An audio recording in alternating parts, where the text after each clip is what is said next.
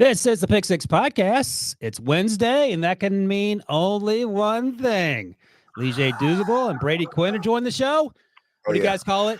Leger with Brady. Come on, it's Tuesdays on a Wednesday. There we go. Thank you, guys. I'm Ryan Wilson filling in for old Wilbur Brinson here.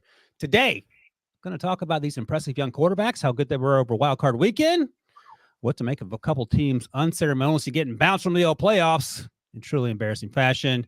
Talk some coaching carousel news. And, of course, we'll look ahead to the divisional matchups. First things first, I'll ask you guys this first. And, Leger, you can go first if you want. What was the most impressive thing you saw from Super Wild Card Weekend? I would say it had to be C.J. Stroud. I know Jordan Love, this is his first time as a starter. But C.J. Stroud to be a true rookie and to have the poise and calm and confidence that he had. And I was talking to somebody about this the other day, Brady. People were like, they were so astonished that the Browns stayed in man coverage. But I'm like, if you've been watching film, that's who the Browns are, right? They want to play a gritty type of man coverage, allow their pass rush to get after the passer. But C.J. Stroud was just unfazed by it. And also, kudos to the offensive line for the Houston Texans. They did a masterful job of really mitigating Myles Garrett, which a lot of teams find impossible to do, to allow C.J. Stroud to throw the ball down the field to Nico Collins. So, I mean, C.J. Stroud, again, to me, and this may sound asinine, Brady, he's a top 5 quarterback in the league. He's definitely playing top 5 quarterback ball right now. So, to me, that was the most impressive thing. In your first playoff start, to have that type of performance, it's unheard of or unseen that we've never seen in a rookie quarterback do anything like that in the playoffs. Yeah, no, I mean, C.J. Stroud, I think, is the top of my list. Right there, though, too, is Jordan Love. I mean, on the road, doing what he did to the Dallas Cowboys, a defense that, when you looked at him, you're thinking, like, all right, you know, are they really going to walk into Dallas, a team that just plays so different at home? But right out the gate, I mean, he was slinging. And they didn't stop. They had a great game plan, too, for the Cowboys. And it just seemed like there really was no adjustment Dan Quinn could make with that group. And they took care of business. So, again, not a rookie, but first start in the playoffs on the road. In his first season starting, you got to give Jordan Love a lot of credit too. Both C.J. Stroud, Jordan Love playing some really, really good football. And finally, I just quickly say, what about Jared Goff? I was just about to say that was my next one, Jared Goff. Yeah, I mean, just everything, all the pressure in the world that went into that game, the storylines, and from start to finish, it was on his arm to get the job done. So we got to give Jared Goff a lot of credit too. So it's funny you mentioned Jared Goff because I was talking to our buddy Rick Spielman today with the First Pick podcast, NFL Draft podcast, if you're into that such thing. Rick's been in quarantine because of his side job with the Commanders, but we were able to talk about some things. And I asked him specifically, I don't know if you guys have seen the clips. You guys are on social media a little more than me as an old man, but there's a clip of Brad Holmes over exuberant after the game, just yelling like he's like, yeah. Is this the one with Chris Spielman too at the front of the elevator? Who's like not sure how to act. He's like, show some emotion, Chris. I don't know if I can. I don't know if I can get too excited as everyone else is right now. I feel uncomfortable. I think what happened is that, and Rick jokes about this, Chris and Rick are such meatheads, so they're used to yelling all the time. So he's just going about his day. But the fun story is, and I saw this, and Rick wasn't able to confirm it because he doesn't know, and we'll find out. But I think one of the headlines I saw on Instagram was that 20 years ago, Brad Holmes was working at a rental car counter, just trying to get his way into the NFL, and just shows you how perseverance and hard work and sort of along those same lines. Jordan Love, he had to sit for 3 years. He had to wait. He got his opportunity, started slowish, and then he's just balling out. So those are two sort of fun stories. C.J. Stroud, too, is an awesome story. And, Brady, I want to ask you something because in preparing for last week's Super Wildcard game, I was looking around it, and you touched on it, Leger. Jim Schwartz, the DC for the Browns, primarily plays cover 1, little cover 3, so one middle of field safety. And C.J. Stroud and the Texans offense struggled against that throughout the course of the year. The touchdown pass to Dalton Schultz was 2 high safeties. Yeah, how do you as a quarterback? Yeah, how do you as a quarterback? Number one, why would he struggle against cover 1? And number 2, how do you adjust going into that game because they were lighting the Browns up? Yeah, well, there's a few things. I think one, when quarterbacks are going up against cover 1, a lot of times people will say, well, the quarterbacks struggle. It's not the quarterbacks that struggle. It's usually the guys they're throwing to are going to struggle to get open and get separation, right? You're talking about tighter windows. So, really for a quarterback, if you give me man-to-man, I am good, okay? Because I most likely know my man beaters. I know the matchup that I want to work to. It's all about figuring out what type of man coverage it is. Another thing is it's probably handling pressure. Because a lot of teams in the NFL, when they bring pressure, they want to play some sort of man-to-man coverage behind it. And you're most likely, depending on the type of pressure or the type of man coverage, not going to have your back. So you're not going to have that outlet. So when people say, well, this guy struggles versus man-to-man coverage, well, it's probably because he doesn't have an outlet or check down because the back's taken away. And then he's probably going to have, if it's a timing mechanism, that's going to be impacted, especially if it's press, man-to-man coverage where there's going to be a jam, or even the depth of the route, right? Mm-hmm. Like if I'm normally throwing a route that's supposed to be a 9-yard stop, might not be at 9 yards because of the press man-to-man coverage and timing element to that. So all those things play a factor into what is not an exact science, but making it even less of an exact science. That's usually why the combination of pressure, the combination of lack of ability to get open, a little tighter window, that plays a role in guys maybe struggling versus man-to-man. But I would say across the board, that's usually the case. Like if you want to give zone coverage, that's great. We'll find the windows for zone coverage. If it's a match zone, different story, we can get into that. But it was interesting because even when the Browns did go to that zone coverage, and you point out the Dalton Schultz play where they got Ronnie Hickman isolated on Schultz, correct, they still were able to find those mismatches and still able to find those holes and really shots that they were taking downfield, whether it was Emerson, whether it was Hickman. The Texans really didn't feel like threatened at all. I thought Bobby Slowick did a tremendous job scheming things up, and then obviously C.J. Stroud executing on those plays. Well, to add to that, Brady, because I was like you, I was enamored by Bobby Slowick in his first playoff game. I was telling him he needed to save some of that, keep it in the chamber for next week for his Baltimore. I hope he didn't blow his wad in that first game. But we were talking about this earlier too, Brady, the protection element of it, right? The Houston Texans did a great job. How good was Tunsil, though? Oh, my gosh. Man. Tunsil was incredible. Top two. And I would honestly say he's pushing Trent Williams as the best offensive tackle in football. I mean, just from a skill point, position. Laremy Tunsil, what he was able to do with Myles Garrett. Again, a lot of people haven't been able to block this guy one-on-one. We saw it numerous times. He was singled up with Myles Garrett, and he didn't let him touch C.J. Stroud. So a lot of times when you talk about when you're playing man coverage in that back end and guys are bringing pressure, they were giving C.J. Stroud just a little bit of extra tick, and then he did a really good job of pocket awareness, maybe shifting to the left or right just to buy a little bit of time to throw open to Nico Collins in some of those situations. A lot of bad tackling from the Browns as well that added to them struggling in this game. But you know this as a quarterback or any player, right? When you start making plays, doesn't matter what a defense does to you after that. You start seeing the windows in zone coverage. You start knowing where to go in man coverage. I think he built his confidence up early in that first quarter. So even when Jim Schwartz decided to switch things up, he was like, I know what you're doing. I know exactly where to go with the football. So just a kudos again to Bobby Slowick, also C.J. Stroud in that offensive line. Well, that's the funny thing, and not to just kind of go into like the X's and O's of any sort of game, but the reality is too, when you start hitting on stuff right away as far as your openers, you've got a really good feel for what they're trying to do or what they're trying to take away. Yeah. And it's really the defense that's trying to make adjustments. And typically you watch enough film to know, hey, after you beat them for a few big plays, like usually they settle into something. There's a safe coverage. There's a safe defense a defensive coordinator is going to play. Yep. And that's where like you see the Dalton Schultz play. It's like, well, even in a too high look like that, doesn't matter. They're still going to try to find a way of throwing a haymaker and throwing a shot against you. And that might have been in a response because we're not matching up well in man. We're not matching up well in post-eye zone. Let's kind of mix some things up and see how the rookie handles it. Still pass it with flying colors. So it becomes really hard for any defensive coordinator, Dan Quinn included, with the way the Packers came out versus the Cowboys, to make adjustments when you can't get anything going right, right? It's like we're just trying to stop what we already saw and was executed in front of us. We can't even stop the next thing that's coming down the pipeline. And Ryan, I know you got to move on, but I love that you brought up that point, Brady, because I was on Twitter and everybody was saying, why are they playing this much zone? The Cowboys play a lot of men.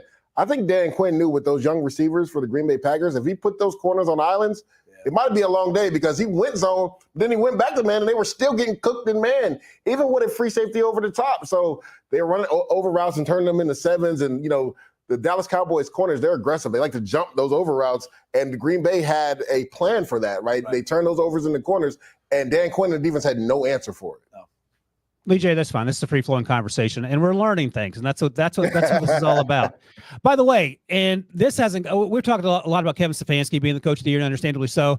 Brian Gutekunst probably deserves some credit for being executive of the year if there's such an award, because they are playing with young dudes at wide receiver and tight end, year one, year two guys. And you talk about what they did to Dan Quinn. Obviously, a lot of that was Matt LaFleur and Jordan Love, but at the other end of those young guys, Romeo Doubs stepping up. I mean, it's incredible to see when you hit on guys, and this all goes back for me to the Justin Fields conversation about his future.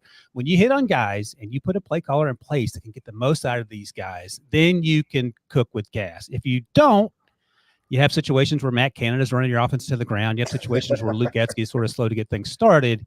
And that's what I keep coming back to and sort of one of my biggest takeaways. Well, I also think just quickly on that point, Ryan, like there's a big difference between, and I've heard people talk about this and talking about like what makes a good head coach, what makes a good head coach candidate. I think a lot of times we do get enamored with someone who seems to be very proficient on their side of the ball, whether that's an offensive play caller, defensive play caller. And that is obviously a quality and a characteristic you have to have, right? Now, it still doesn't make you a great leader of men. Right. And I heard Pete kind of talk about this earlier this week. He's like, hey, Dan Campbell wasn't a good play caller when he was a play caller. I said, yeah, I get that. But he's a leader of men. He lets his coaches coach. That's great. Here's the problem is you do still have to be good at X's and O's. You do still have to be able to walk into that room offensively, defensively, when things aren't going well and go, this is what we need to improve upon. This is what we got to fix. And you have to be able to kind of consult and work with that coordinator, defense or offensively, to make those fixes. It can't just be being about being a figurehead. It can't just be about overseeing the whole thing. You still have to be able to know your X's and O's and have that sort of prowess, at least on one side of the ball, in order to be able to earn it. So I do think as we get into the coaches of – there's conversations of coaches being hired for head coaches, you know, we can be very enamored with their offensive prowess or defensive prowess, but they still have to be a leader of men. Like those are two separate hats you've got to wear as a head coach. Sure. And you've got to be able to kind of oversee the whole thing too, but understand when you got to interject yourself, when you don't have to in those instances, I guess. So I do want to touch on that because I think sometimes like it's lost. We talk about scheme a lot of times. People are like, he's a great offensive play caller, be a great head coach. Not necessarily. No. That's exactly right. And I've sort of talked about that too, because I think one of the issues is owners have their own opinions and owners are billionaires because they've done a lot of things their way and it's worked. Football sometimes is different. And the other issue is that when you promote someone like a Ben Johnson, just for example, or Bobby Slowick, for example, you can't hire him to another team to be offensive coordinator. The only next step is head coach to get the offensive coordinator, the defensive coordinator, and then you have to figure out or hope that he's a good leader as well. So that's where things get muddy. I mean, Brandon Staley's probably a good example. One of the smartest guys you'll ever meet, can scheme up anything for anybody. But when you overcomplicate things for guys who maybe aren't used to it or aren't able to handle it, you get Derwin James playing like looks like he's only played football for 2 or 3 weeks. And that brings issues along with it as well. Yeah, that's a great point. And I like I said, you know, we'll see how the rest of the coaching cycle, you know, works out, how it looks. But I kind of keep going back to the fact that like it, you know, there's some guys who they're great in preparation leading up to a game, even as like an OC, and then they get into the game, they can't call plays. Yeah. And they just don't have a rhythm for it. They don't have a feel for it. But like I'm telling you, like when they break down film, when they install a play, when they look at it, like they've got it. Like they understand how to get guys open, how to do it, but they just can't figure out when to call it during the course of a game. Like that's its own skill as well. So aside from just breaking down tape, preparing players, all the preparation that goes into it, it's also being able to like be able to be that sort of shot caller once you get into a game and actually be able to like line those things up. That's an amazing point, right? Because we always talk about it, Brady. It's a rhythm to calling a game, right? There's ebbs and flows to a game. So it's not just on paper where like they're in 11 personnel. This is what we got to call on defense. You got to know their rhythm and what they've been doing throughout the game to counteract what they've been doing. So that's why it's so rare to find guys that, like you said, are leaders of men and can call the schematics of a game during the course of a game. Mike McDaniel's done a really good job of being able to do that and adjust. Kyle Shanahan's another guy. But again, you got to be a leader of men to be a head coach, even if you are good with the X's and O's.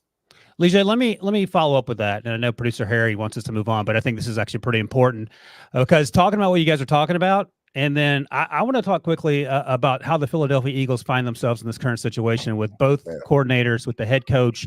And here's the thing that I keep coming back to, and you guys know more in your pinky about football than I know, but I know this much.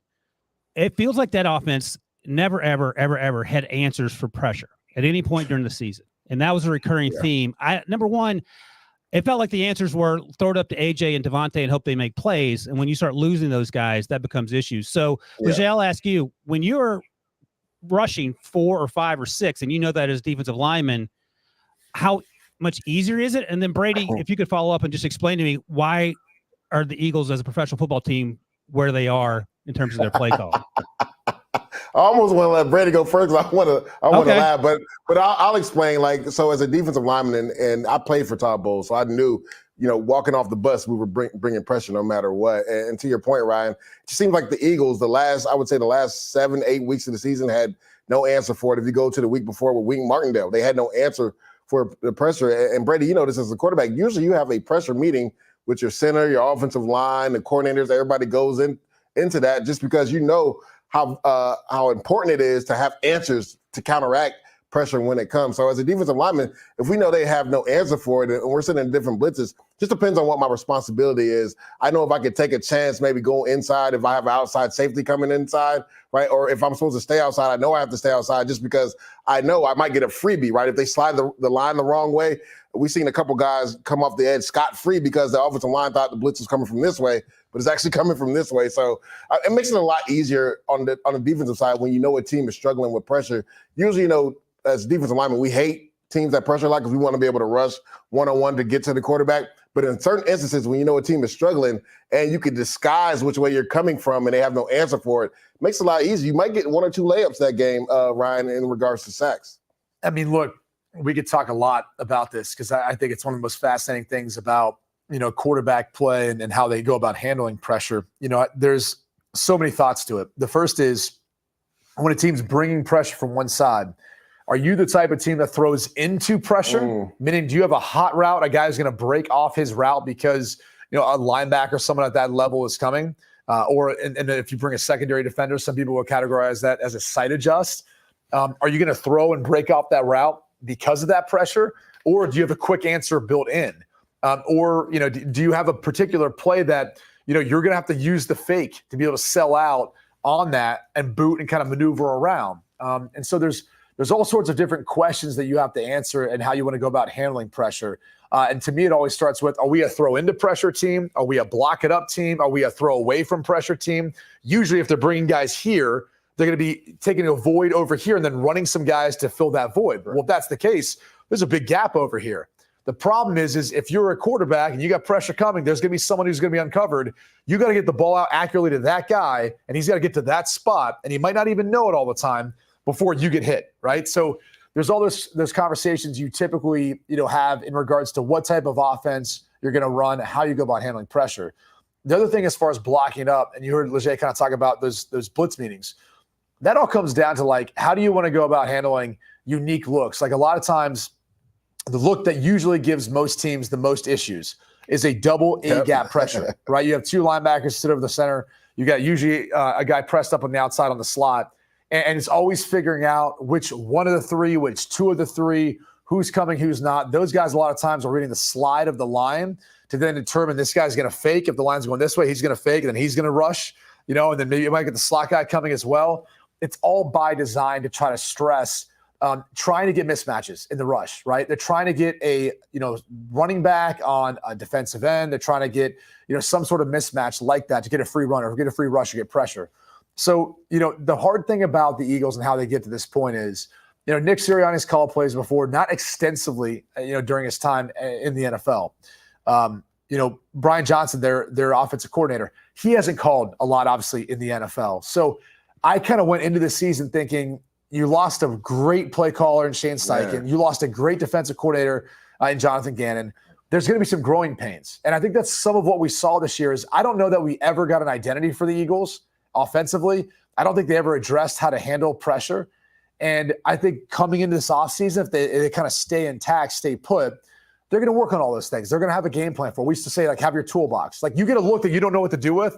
You go to a 7-man protection, you have a combination of routes you can get to that are going to get open. And if you have a 7-man protection, if you got a tight end in the game, you should be able to protect up whatever you see out there and drop back comfortably knowing, I may have to get the ball out a little bit quick, but I know one of these guys is eventually going to get open regardless of what that pressure is.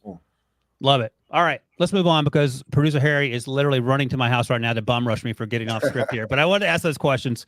All right, we talked about the quarterbacks that we were impressed with and the young quarterbacks. Every quarterback that's now currently in the playoffs is under 30 years old, which is sort of crazy. It feels like Baker's been around forever and Jared Goff's been around forever. Patrick Mahomes, obviously. Let me ask you this, because given the way that Jordan and CJ played in their debuts, how important, and Brady, I'll ask you this first, how important is experience?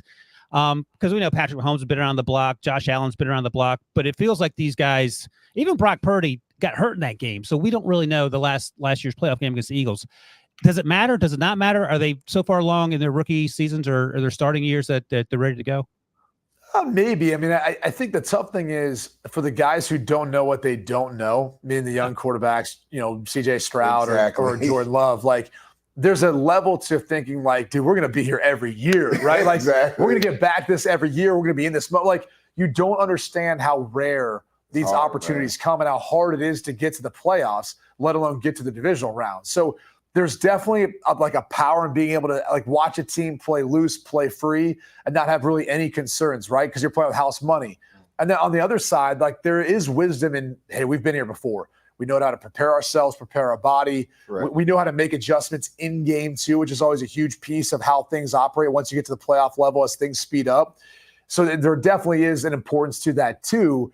But also for guys like Josh Allen and Patrick Mahomes, like they understand how hard it is to get to this point, how hard it is to get through one of each other just to get to that spot. So I kind of look at it and think it's nice if you're Jordan Love and CJ Stroud to an degree to like be just able to go out there and say, no one's expecting us to win. No one's expecting us to come close in this case. I can go out there and play free, and yeah, I'll be here probably next year. Like that's most likely the train of thought. It's probably a little lighter on them, I would say, as a quarterback. For sure, and I was going to piggyback off that and say the same thing. Like you stated it perfectly. Like you don't know what you don't know. Like you can be naive and have success in the NFL because, like you said, they're thinking, well, we made the playoffs this year. This is what we're going to do from now on. Every year. Not knowing that it's extremely hard to just get into the playoffs, not even to the divisional round where you're blessed to advance past the wild card. So if you look at guys like Josh Allen and Patrick Mahomes, and even throw Lamar Jackson in there, they know there's an added pressure because they know they're going to have to knock off one of those three-headed monsters to advance to AFC Championship game. So they know Lamar knows coming into this game, I'm 1-3 in the playoffs. This is what everybody is talking about. I got to get my team to the next level. Josh Allen, this has been the team that has stopped us from reaching the championship game or going to the AFC Championship game twice in the last 3 years. So there's an added pressure, but I think there is some added confidence knowing that we've been in this spot. Like you said, you know how to prepare. We know what it takes to get over that hump. Now it's about going to do it. But honestly, I think the younger guys are playing with more confidence because, like you said, they don't know any better. They don't understand, like, the ramifications of getting to the divisional round and how you maybe not get there again, right? They're thinking, like, oh, we did it our rookie year. And you look at Green Bay, I think it's the youngest team in the NFL. So a lot of young, naive players on that team thinking, like, this is going to be our division going forward. We know the Lions are there, but, we're hitting our stride at the right time. I think they're just playing loose and free. And you saw that in Dallas, and you saw CJ Stroud and the Texans versus the Browns. They just went out there and were more free and loose. Yeah. Hey, Brady, are we at the point in the conversation, given how offenses have evolved and trickled down to college and to high school, or you could even say that the offenses trickle up from high school in terms of the advancements? Are we at the point in the conversation where young quarterbacks, sort of to what Leger just touched on, aren't overwhelmed and they're playing with more confidence because they've been doing it longer? I think there's a few things. Like, I remember when I first got into the league, like, there's a few things that they immediately try to change that I was doing fundamentally. One was my footwork, right? The types of drops that I was doing. It was a ton of work on my feet and how I need to sink my feet with the drop back passing, play action passing game. The other was my grip. Like, we worked a lot on, like, changing my grip on the football, which took me a while to feel a little more comfortable with it.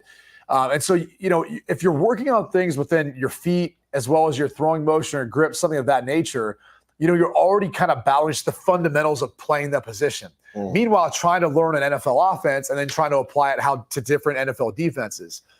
I would say the one thing that from a grassroots, very young age, from elementary to junior high to high school now, is private quarterback coaching. And I know some guys get a bad rep, but for the most part, it has helped prepare these young quarterbacks now fundamentally better than ever.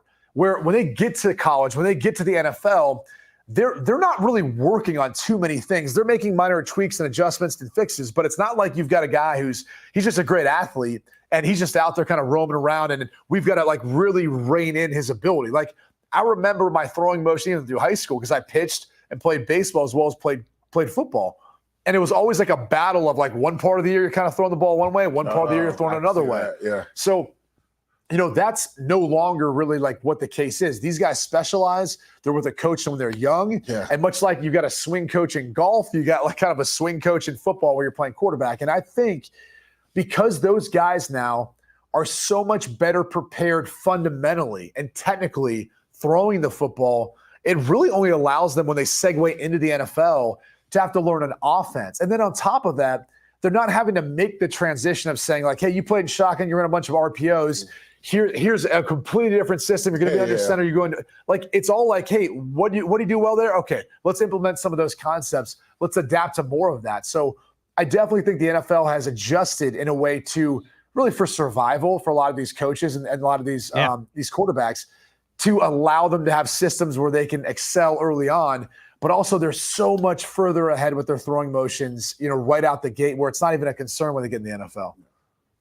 Absolutely. All right, let's take a quick break. We'll come back. We'll talk a little retirement talk. Not me or Brady or Leger, but some guys around the NFL, and then we'll do some survival pool stuff. And Leger, I hate to inform you, you're out apparently. You took the Browns. That's on you, my man. We'll talk about that right after this. Another chapter in one of the NFL's most epic rivalries.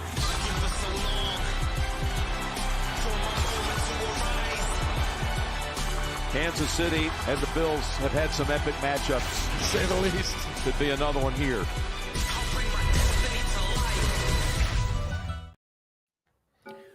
All right, Jason Kelce, after 13 seasons, retired from the Eagles, and not the way you want to go out, certainly. But certainly hold on now. He came out on the podcast and didn't say. I was about to say he didn't officially confirm. Yeah, he didn't confirm that he retired. Well, let me ask you this, because Bruce Harry wrote this note.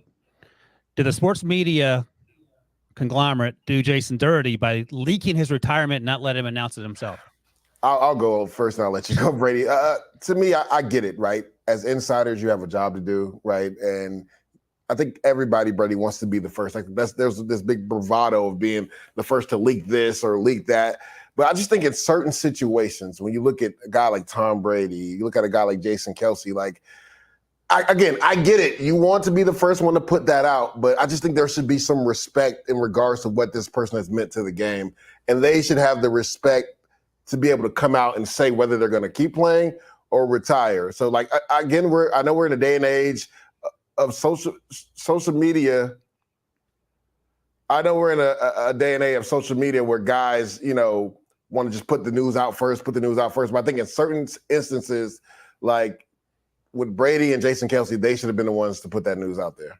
I'm with you on that. I think it's obviously tough when you hear about a guy like Tom Brady, who's one of the greatest ever, and that's unfortunately how he has to go about announcing his retirement. He has to answer those questions to the media speculation. Then we get Jason Kelce now, and he's got his own podcast. Correct. My first thought was like, man, he's got the perfect opportunity if he wants to retire to use his podcast to do that. But I thought the thing that he brought up in his podcast that made the most sense, and I think this is why the media should be more delicate in handling this is, players, and when it's the end for them, they want to do it the right way. And I think for a guy like Jason Kelce, he talked about how there's so many people that helped him along the way get to this point. And so when they find out and whenever that time comes, he wants to make sure that he communicates it to them the right way. And he makes sure people understand how much they meant to him, how big of a part they were in him, getting to that point. So I look at it and I completely understand why these guys would be more delicate about it. But that's the reality of the media now. Everyone wants to be first now. And to your point, he brought up, like you said, everybody he wanted to thank that played a part in to the great career he had. And the biggest issue for me, Brady, is we always had a saying, right? Keep certain things in the locker room. How did that get outside the locker room? That's my biggest issue. And if you're Jason Kelce, I'm supposed to be able to trust everybody in our inner circle here. There's no way that's supposed to get out to the media. I had a heartfelt message. Nick Sirianni let me talk in front of my brothers, and I was just letting them know what they meant to me, how the season was going, for everybody to keep their head up. And now this gets put out there without him actually making a formal announcement. So, again, I guess just with certain players, I just feel like what they've meant to the game, they should be able to, on their own accord, put whether they're going to continue to play or they're going to retire. Yeah. I'll say this. He's one of the smartest guys in the NFL, doing what he does and the way he does it. He's one of the most athletic players in the NFL. Very few times you see centers. He's undersized by offensive line standards, but his ability to get in space is insane when you watch, especially going on year 13 or whatever it is. Man. I'll ask you guys. Ryan, did you hear though, what he says every time they do the tush push? What does he say? Right? I'm not going to say exactly what he says, but he says F my life when he does that. He knows he's about to get 3,000 pounds just laying on top of him. I do wonder if the tush push is potentially to blame if Jason Kelce hangs it up for him retiring earlier than maybe he normally would have. If they just would have outlawed it, maybe Jason Kelce plays longer. Well, to your point, remember he got stopped last week versus Tampa Bay Bucks in goal line situation. Yeah. For the first time, it felt like he had undercut. I don't think it was Vita Vea. I'm not sure who got lower than him. No, it was Gaines, Greg Gaines. Yeah, it was Greg Gaines. It felt like the first time all season he didn't win low man, and maybe that was the FML part of the rest of that sentence. Let me ask you guys this. Who is the best athlete among Travis and Jason? That's actually a really good question. Yeah. Because what you talked about, Ryan, I don't think people understand from the center position. Like, not many centers are able to snap the ball and then pull and get out of space and block not only linebackers, but defensive backs, right? That showed you what type of athlete he is. I think he still holds the record for the short shuttle. And Ryan, you can answer that question. I think he does own the record for short shuttle for offensive linemen. Like, his change of direction is crazy, and his quickness and out in space is second to none. I'm going to lean toward the offensive lineman. I'm going to say Jason Kelce. Well, I'm gonna lean towards Travis Kelce then. All right. Yeah, you got to throw to Travis. He formerly played quarterback. I'd love to throw to him, so I think he's a great athlete in general. But he's got to block. He's got to catch. He's got to be able to run out in space. And by the way, he's got to be able to dance. Because you can't be with Taylor Swift. Well, did you see Jason Kelce do the dance? I'm just saying he's not dating Taylor Swift though. So you got if you're gonna be dating Taylor Swift, you got to be able to dance a little bit. So. You gotta have some rhythm. Hey, Leger, who was the toughest interior defensive lineman you faced? You mean offensive lineman? Sorry, yeah, offensive lineman. I don't like to give any offensive lineman credit. But Yonder, he was a tough out. Like, I knew going into that game that I was gonna have to strap it up. Like, he was a guy that was kind of wired like me. Like, I'm gonna outwork you, and there's nothing that you can do about it. And that's how he played the game. I always respected him for how he played the game. And we had some battles in 13, 15, and 16 that were epic. Super smart player too. Yeah. Super smart. Brady, do you want to name a favorite center or offensive lineman, or do you want to say everybody? Oh, I loved all of them, man. It didn't matter. Like Hank Fraley when I first got into Hank's my guy. Hank, baby. Man. Alex Mack, he was a tremendous center. I got him as a rookie my third year there. Out in Denver. Just going through that whole group. J.D. Walton was the center board. I was there. Russ Hoax. How many years you have with Joe? Joe Thomas. 3.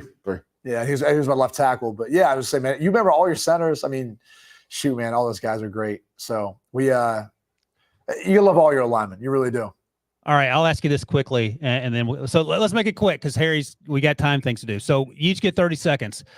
Brady, who hardest hit you ever took, and Leger, who's the hardest person you put the hit on?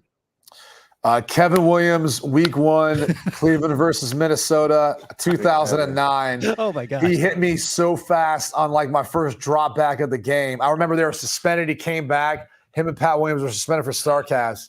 And I just remember like he landed on top of me like so quick. I wasn't even at the top of my drop yet. Really? And I was already like this and then bam. And I was just like, damn. Like every part of my soul left my body and then came right back in. And I was like, okay. Hopefully the internal clock didn't go off too fast today. But yeah. I'm not even going to go offense. It was special teams. I was going to kick return. Oh, okay. This one, kick return was real, Brady. You know about this. Trap blocks, the 4-man wedge and all that. So we had a trap play, right? And Sean Lee was on the Cowboys at the time. I think this is when AT&T Stadium's first year, maybe 2010, 2011. And he's running down L5, right? Doesn't see me coming at all. And I'm talking about toes overhead. And I felt kind of bad, right, because they did have to, like, bring him off the field. Yeah. But he came in later, and I hit him again just like that. Damn. Yeah, so it was bad. So we had this thing when I was playing in Jacksonville. It was called jackhammers. I got 2 footballs that day for those hits on Sean Lee. All right, man. Shout out to Sean Lee. Hope you're okay. Penn State in the house. All right. Let's take a quick break, and we'll come back. We'll do a little survivor pool. And, Leger, you can be an observer in this. I guess. I'm already out. All right, we'll be back right after this. It's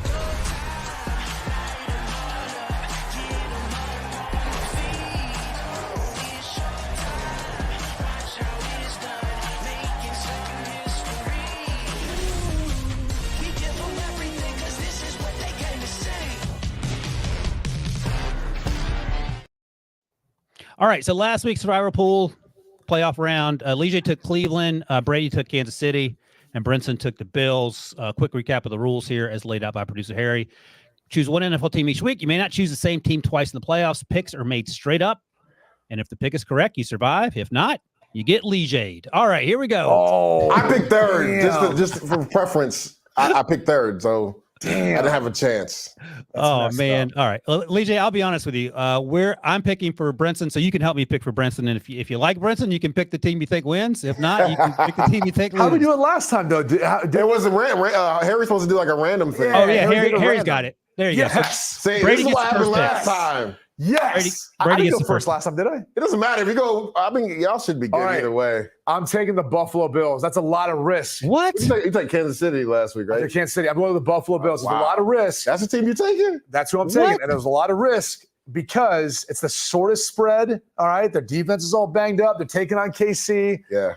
I'm taking Buffalo, though, because I'll be honest with you. We want to be able to save two of the other teams potentially use. Yeah. Okay, so you're thinking long term. You're thinking long term. Yeah, they actually, now I'm thinking, though, like, it's only versus me versus Will, because if you miss this for Will, then it's you just. Win. You win. Okay. Maybe it's the best strategy then. I'm taking Buffalo. All right, he's staying with Buffalo, producer Harry.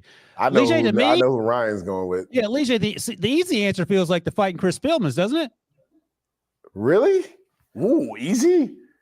There's 2 9.5-point spreads out there. Yeah. I think to me, the Lions probably are the easiest favorite this week, honestly. I'm nervous about the two young quarterbacks and Jordan and CJ. Like I don't think they can have performances like that back to back. But So then again, like we talked Lee? about earlier, when you're young and naive, you just go out there and play. I would lean towards the Lions if I was you. Oh, okay. Were you going to say San Francisco? Is that what you're thinking? I was going to say San Francisco, but I'm like, the way Jordan Love playing, I don't know. That's my concern.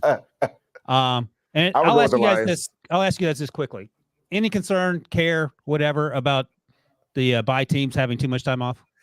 Well, it's funny that you said that because I actually about to probably talk about that on Spotlight. I think there is a little bit of concern with San Fran because let's not forget, like, they did play a portion of their starters in Week 18, but Brock Purdy and Christian McCaffrey did. Now, McCaffrey, I think, will be ready, consummate pro. I mean, he's running downhill, but Brock Purdy, 3 weeks off, and maybe Brady, you can talk about this, like having that much time off before a game. I would not be surprised if they came out a little sluggish because, again, it wasn't just like it was 2 weeks, right? He's been off for 3 weeks from an actual game by the time they play again on Saturday. So I think there is a little bit of concern. The 49ers did play a lot of their starters Week 18, so it's almost like they had a regular bye. They played like a quarter and a half, like Debo, Brandon Ayuk, Trent Williams. A lot of the defensive guys played a quarter and a half. But I think Brock Purdy not playing, there is some concern that he could come out a little rusty.